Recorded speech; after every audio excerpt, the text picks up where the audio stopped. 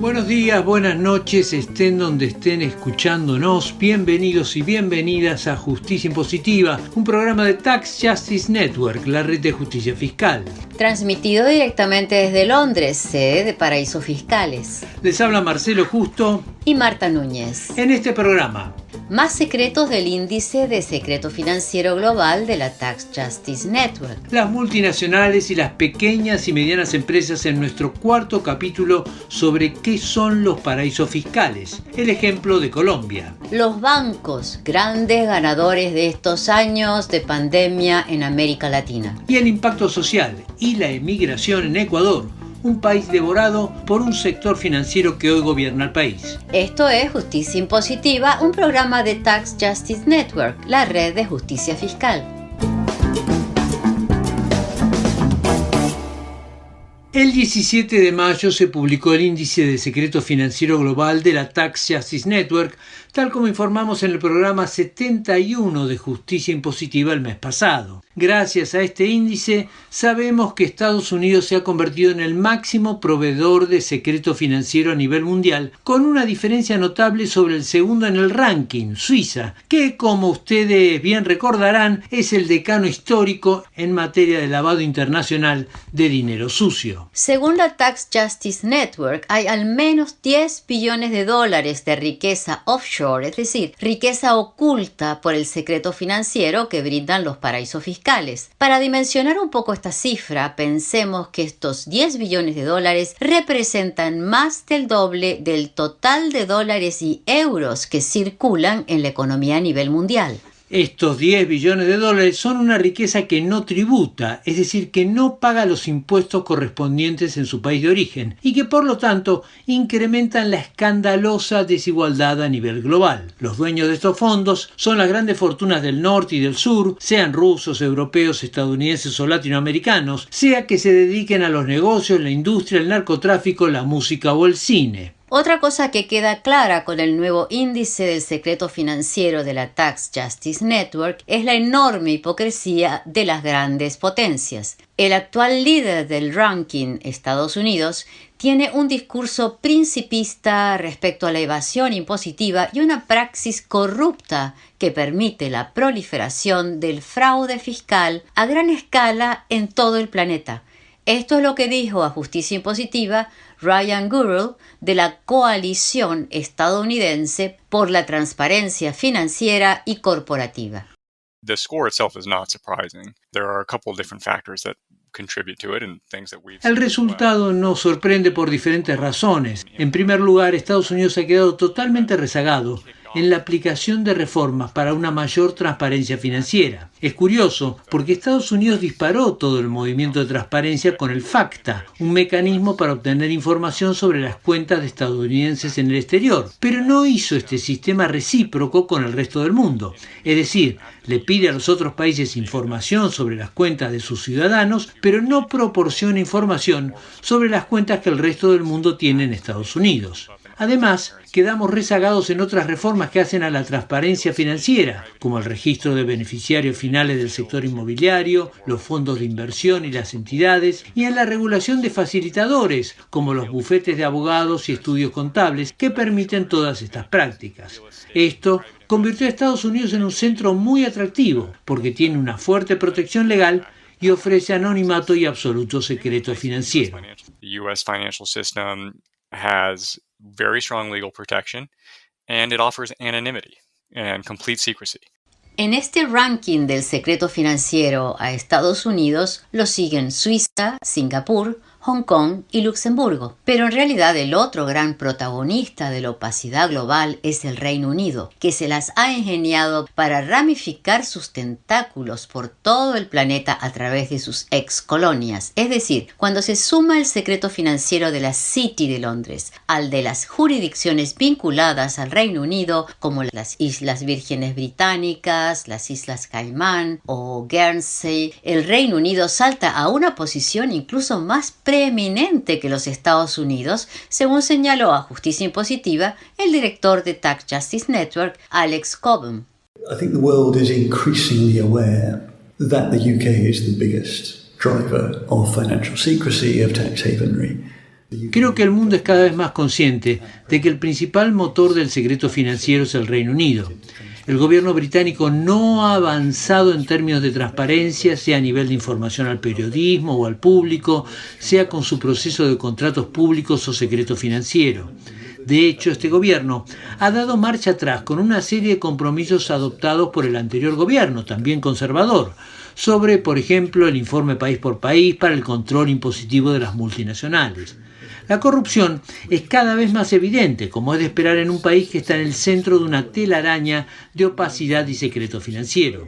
Como sabemos, este tipo de política corroe y no solo impacta a los países a los que roba su recaudación fiscal, sino al mismo Reino Unido, que pierde mucho de sus ingresos fiscales. Una razón por la cual es muy difícil de crear un sistema impositivo equitativo en el Reino Unido es por esta tolerancia de la riqueza anónima y de la opacidad corporativa. Incluso cuando aprobamos leyes, no las aplicamos. El costo para el conjunto de la sociedad británica es cada vez más claro. A pesar de este panorama, el Índice de Secreto Financiero reconoce los avances que se han producido en los últimos años en temas como el intercambio automático de información financiera, firmado por más de 100 países, y el informe país por país para que las multinacionales paguen sus impuestos. En el horizonte hay dos iniciativas que podrían cambiar de raíz la naturaleza del problema. La creación de un registro global de activos que permita rastrear toda esta riqueza oculta y una convención de Naciones Unidas para formalizar un esquema impositivo global. Nuevamente, Alex Cobham, director de Tax Justice Network. We already have registries of a lot of assets. So a lot of countries have a land registry that records. Tenemos registros de muchos activos. Muchos países tienen, por ejemplo, un registro de la propiedad de la tierra que contiene los datos del dueño legal o, mejor aún, del beneficiario final. Y muchos países tienen este tipo de registros para corporaciones y fideicomisos e instituciones. También existen para activos como yates o aviones privados y hasta obras de arte. Ninguno de estos registros es perfecto, pero sirven como punto de partida. Con esta base se puede crear un registro global de activos que pueda servir para las autoridades correspondientes, pero también para la sociedad civil y el periodismo. En cuanto a la Convención Impositiva de las Naciones Unidas, está claro que el sistema que se ha usado hasta ahora, el de la OCDE, no da más de sí. Ni los países desarrollados, ni mucho menos los países en desarrollo, están satisfechos con los actuales acuerdos para el impuesto corporativo internacional. Lo mismo sucede con la transparencia financiera. Es obvio que todos esos temas deben ser tratados en el seno de las Naciones Unidas. Mi sensación es que veremos que de acá a un año comenzarán las negociaciones para una convención sobre estos temas. My feeling is we might see negotiations on a convention begin within a year. Alex Cobham, director de Tax Justice Network, la red de justicia fiscal. ¿Cómo se insertan las multinacionales en este mundo del secreto financiero revelado por la Tax Justice Network? Ahora se lo contamos. Siga con nosotros. Recapitulemos lo que hemos visto en estos 3 primeros capítulos de nuestra miniserie ¿Qué son los paraísos fiscales? Para empezar con una pregunta que suele aparecer en todos los debates. ¿Son ilegales los paraísos fiscales? Pues no, no lo son. Lo que es totalmente ilegal es el fraude fiscal a gran escala que se efectúa a través de ellos. ¿Son los paraísos fiscales islas tropicales que ocupan un lugar marginal en el funcionamiento de la economía global?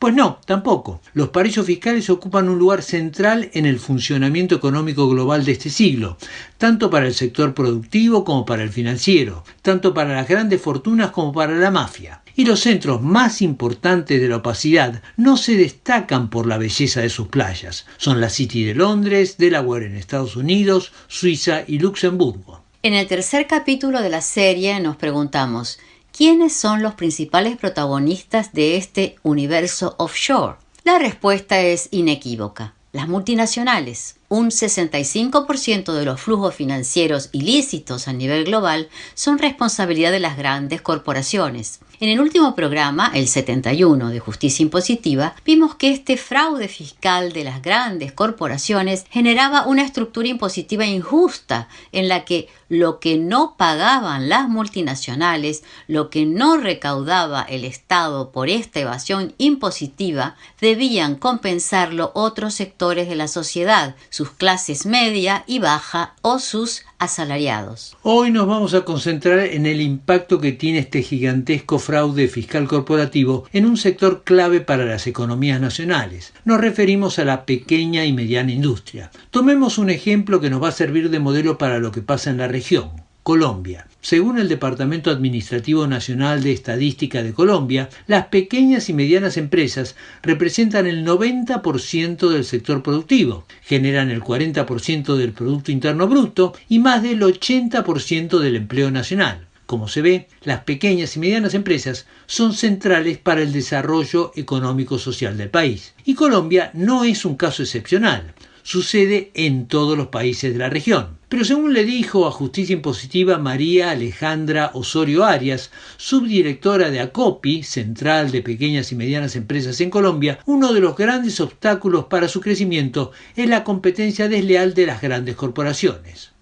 Mientras en la década de los 90 teníamos una participación de la industria en el Producto Interno Bruto cercana a más del 20%, estamos ya llegando a niveles del 11%, del 10%. Eso quiere decir que sí hay un proceso de desindustrialización en el país, y en esto tienen mucho que ver las multinacionales que reproducen el capital en el país, pero que es todo capital que se va y no se vuelve productivo en el país. Es como se denomina capital golondrina. Entonces ahí es donde vemos una primera diferencia entre qué tipo de inversión extranjera requiere el país. Una inversión que genere desarrollo productivo, que genere transferencia de conocimiento, transferencia de capacidades, de tecnología, o simplemente inversión extranjera que llegue, registre aquí, reproduzca su capital y se devuelva a sus lugares de origen. Y en ese sentido, para nosotros ahí hay una consideración sobre el Tratado de Libre Comercio que hoy promueve esa inversión, pero de manera indiscriminada y sin permitirle al país tener políticas específicas de desarrollo productivo para orientar que esa inversión extranjera se dé en sectores que puedan ayudar a ese desarrollo productivo.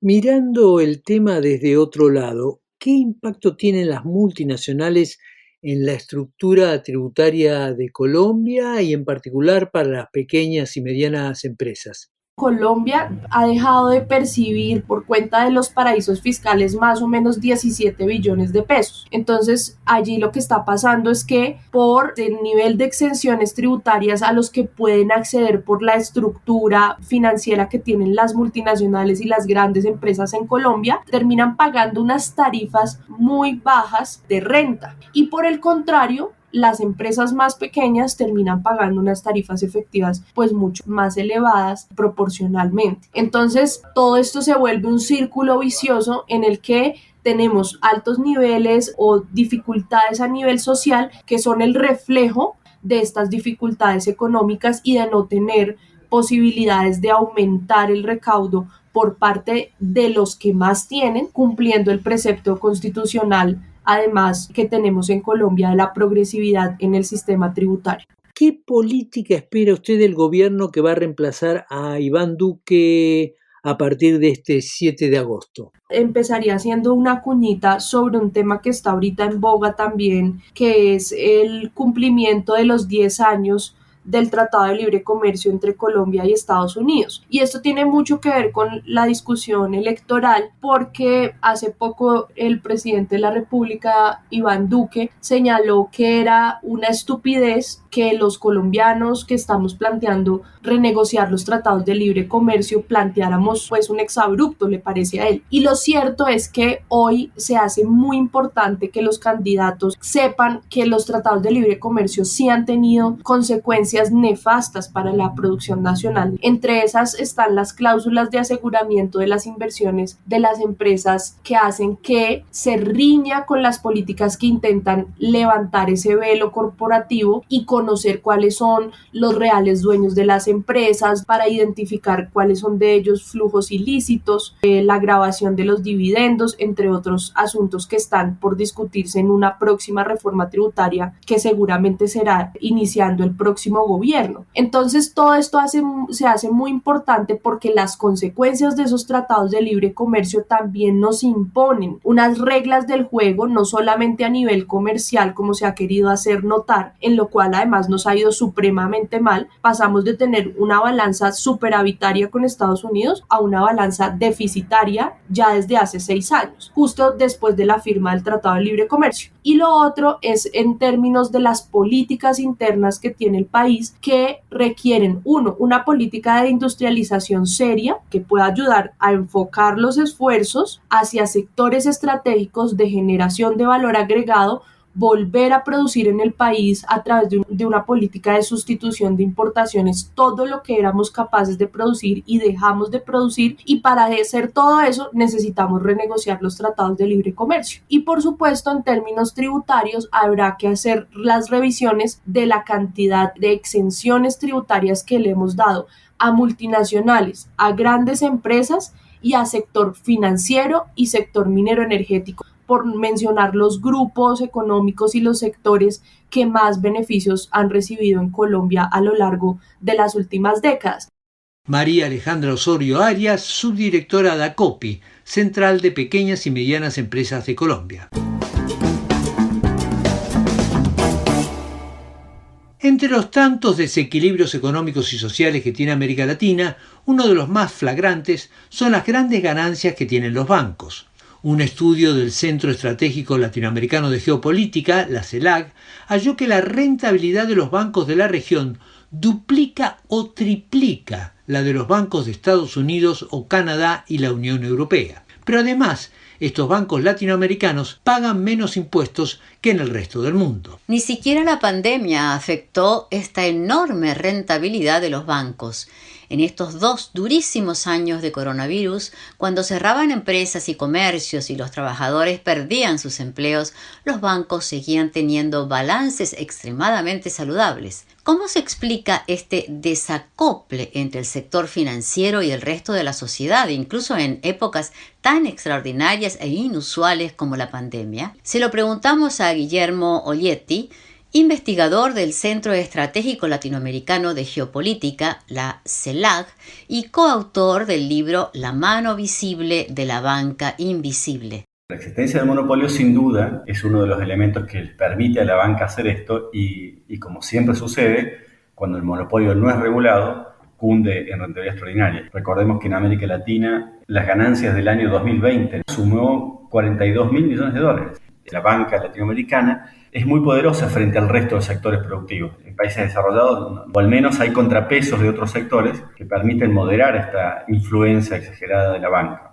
En América Latina tenemos una desventaja, que es, además de la espalda económica que tiene esta banca, muchas veces cuando se trata de banca extranjera tiene el apoyo de las embajadas donde radican las casas matrices de estas bancas, y por tanto enfrentarse a la banca, afectar sus monopolios, implica también enfrentarse a los intereses que defienden las embajadas. Y si por esto fuera poco, tenemos que agregar de que hay instituciones financieras internacionales que son muy permeables a los intereses de la banca, y en particular me refiero al Fondo Monetario Internacional. En un estudio reciente de la institución donde trabajo, encontramos que 3/4 partes de los funcionarios norteamericanos que dirigen el fondo, al salir del fondo inmediatamente después empezaron a trabajar como CEOs, como grandes directivos, como presidentes, como ejecutivos de la gran banca internacional. Me refiero a instituciones como JP Morgan, Morgan Stanley, BlackRock, etc. Ahora, normalmente, ¿por qué vías es que los bancos obtienen su rentabilidad y por qué es tan extraordinaria esta rentabilidad en los bancos de América Latina? Sí, hay básicamente 3 fuentes de rentabilidad. Una de estas fuentes de rentabilidad es la operatoria normal vinculada a la actividad de prestar dinero y recibir depósitos. Por esa intermediación entre ahorristas y prestatarios, digamos, cobra un diferencial de interés, una diferencia entre lo que paga a los depositantes de interés y lo que cobra a los prestatarios de interés. La otra fuente de beneficios son las comisiones que cobran, que en algunos países están más reguladas que en otros, pero no hay grandes diferencias entre los países. Donde sí hay mucha diferencia entre los países es en las fuentes más especulativas de ganancias. Son operaciones financieras, cambiarias, y eso genera una fuente importante de ganancias. Por ejemplo, en Argentina, el 20% de las ganancias se debe a estas operaciones especulativas. En Brasil es casi un 30% de la rentabilidad vinculada a este origen. Y en el resto de los países es mucho menor, está por debajo del 10% en casi la totalidad de los casos. Y hay una rentabilidad vinculada a la especulación con fuga de capitales a paraísos fiscales, ¿no? Nosotros pensamos, digamos, de que la banca es un actor, un partícipe necesario en el proceso de fuga de capitales. La enorme cantidad de capitales que sale y egresa de América Latina no va en avión, no lo llevan en billetes, digamos. Son, la mayoría de ellos, involucradas con las actividades de ilusión, de blanqueo, de actividades ilícitas o semi-ilícitas orquestadas por los bancos. Ahora, ante esta situación, digamos, ¿cuál sería la salida técnica y política a esta situación? Sobre la salida política te diría que hay alternativas y hay ejemplos exitosos de países que consiguieron hacerlo. Están al norte de Argentina, ¿sí? Pero no hay que ir al norte de Estados Unidos, que siempre miramos, o Europa, ¿no? Sí, miremos al norte, por ejemplo, de un país muy pequeño, muy modesto, que supo hacer una regulación espectacular sobre la banca, y ese país se llama Bolivia. En Bolivia tuvieron un banco central absolutamente extraordinario, recibieron un país absolutamente dolarizado y consiguieron revertirlo por completo. Ya tienen más de una década con el tipo de cambio absolutamente estable en 7 pesos por dólar. Tienen menos inflación que Estados Unidos. Y eso lo han logrado, entre muchas otras medidas, gracias a una actividad muy activa del Banco Central, que entre otras cosas regula el capital y para qué se usa el capital bancario. Les exige a los bancos, por ejemplo, que cumplan determinadas cuotas de inversión, contribuyendo con préstamos a sectores productivos determinados que el Banco Central y el gobierno establecen como prioritarios para ser financiados, para eliminar problemas como escaseces de producción o de divisas. Se invierten en sectores donde ellos analizan cuáles son las prioridades y se invierten ahí. Por otro lado, no le permiten estas ganancias extraordinarias. Si bien tiene ganancias extraordinarias Bolivia, son de lejos de las más bajas de la región, sobre todo después de pagar impuestos. ¿Por qué? Porque después de pagar impuestos, Bolivia les cobra un impuesto adicional. Cuando la banca tiene una renta extraordinaria, cuando supera cierto criterio de rentabilidad extraordinaria, duplica el impuesto a las ganancias. Ahí en Bolivia el impuesto a las ganancias de las sociedades, de las empresas, es del 25%. Cuando un banco tiene ganancias extraordinarias, pues le cobra el 50%. Y eso ha generado una enorme masa de recursos que hoy en día está invirtiendo en otras actividades productivas, entre ellas está empezando a tener una banca pública que antes no tenía y le está empezando a financiar con estas actividades. Recordemos siempre que esta rentabilidad extraordinaria de un sector como la banca, que es proveedor de otros sectores, porque le da crédito a las empresas, a las familias y también al Estado, para los otros sectores la rentabilidad de la banca extraordinaria significa costos financieros extraordinarios. O sea que es un juego de suma cero, lo que uno gana el otro pierde, y por tanto esto creo que no lo podemos permitir. Guillermo Olieti, investigador del Centro Estratégico Latinoamericano de Geopolítica y coautor del libro La mano visible de la banca invisible. Veamos ahora el ejemplo de Ecuador para dimensionar el impacto que tiene este sistema bancario distorsionado en la vida del ciudadano de a pie. Sigan con nosotros. La historia reciente de Ecuador debería ser de estudio obligatorio sobre los peligros que representan los paraísos fiscales, la desregulación y la banca offshore para una sociedad moderna. Como vamos a ver, estas palabras áridas, casi feas, banca offshore, desregulación, están detrás del mayor éxodo de ecuatorianos de la historia del país. Una historia que está compuesta de desgarradoras historias a nivel individual y familiar. Hagamos un breve repaso histórico. En la década del 90, Ecuador, como otros países de la región, liberalizó su economía y su sector financiero. El resultado fue una explosión de la banca offshore. Según un informe del Banco Mundial, esta banca offshore fue clave para la fiesta financiera que se vivió en esos años, un caos de fondos y préstamos y supuestas inversiones que iban y venían entre el país y opacas sedes financieras en el extranjero. La fiesta terminó con una resaca espantosa. Un 70% de las instituciones financieras del país terminaron en bancarrota y cerraron sus puertas. El 9 de enero del 2000, el presidente Jamil Mahuad anunció la dolarización de la economía, a la que calificó de única salida. Con la dolarización no terminó, sino que se agravó la resaca económica social. Según un cálculo de Naciones Unidas, el Ecuador tiene hoy más de 1.100.000 emigrantes, casi un 7% de la población. Ironías del destino, estos ecuatorianos que tuvieron que buscarse la vida en otra parte están sosteniendo la economía del país y su catastrófica dolarización con las remesas que envían del extranjero, que representan alrededor de un 3% del Producto Interno Bruto del país. Justicia Impositiva dialogó con Ivanova Nieto, presidenta de la Red de Radios Universitarias del Ecuador, quien comenzó contándonos sobre la crisis bancaria que sufrió el país y su impacto en la sociedad ecuatoriana. Primero nos agarró de sorpresa ese feriado. La gente fue al banco, ya habían rumores previos en noticias entre la gente que iba a haber un feriado bancario, pero no había nada oficial, las autoridades más bien negaban, y cuando se encontraron con las puertas cerradas fue un shock bien fuerte, porque mucha gente había tenido en el banco los ahorros de toda su vida. Ahorros de jubilación, ahorros de pensiones. Mucha gente le causó un impacto tan fuerte que le llevó al suicidio, gente de la tercera edad, gente que había perdido no solo el dinero, sino que iba perdiendo sus bienes como sus casas porque tenía deudas. Entonces tú veías sobre todo la gente, digamos, la clase trabajadora, ¿no? O sea, gente de trabajo formal e informal, desesperada en los bancos esperando una respuesta. Uno de los impactos de todo esto fue la migración, la decisión de mucha gente de emigrar. Sí, eso fue una consecuencia, ¿no? O sea, entró en desesperación, no tenían trabajo, habían perdido los ahorros, no había posibilidades, nos cambiaron de moneda y comenzó a migrar a través, además, de todas las redes ilícitas, ¿no? O sea, el coyoterismo se aprovechó y los pocos bienes que mucha gente tenía, que sobre todo era del sector rural, como terrenos, propiedades así, ganado, entregó como garantía y se quedó endeudada. Bueno, aquí les llamamos los chulqueros, a los prestamistas informales de dinero para poder pagar a los coyoteros y lograr salir. Los coyoteros son el contacto que tienen para tramitarte y llevarte hasta la frontera y te cobran por ello, el tiempo que sea, ¿no? Entonces puede ser con documentos falsos para ir a España.